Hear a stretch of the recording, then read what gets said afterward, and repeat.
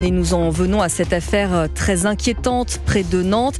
À peine la rentrée scolaire débutée que des professeurs sont déjà menacés de mort. La dernière menace en date s'est produite à Rézé, près de Nantes, sur fond de terrorisme islamiste. L'élève en question, 17 ans, a été mis en examen hier pour apologie d'un acte de terrorisme puisqu'il avait indiqué sur un réseau social qu'il comptait planter à la jugulaire l'enseignante tout en s'affichant comme adepte du mouvement État islamique. Jeudi dernier, il avait mimé en classe l'utilisation d'une arme à feu visant cette même professeure. Il est donc en garde à vue. Guillaume Dominguez, qu'est-ce qu'on sait exactement du profil de ce lycéen ? Eh bien, il n'a aucun antécédent judiciaire. Il n'est pas répertorié au TAJ, le fichier où l'on inscrit les différentes condamnations d'un individu. Il n'est pas non plus connu des renseignements territoriaux pour radicalisation. En revanche, lors de son interpellation, les enquêteurs ont trouvé chez lui un drapeau de l'État islamique, 2 couteaux et un pistolet de airsoft.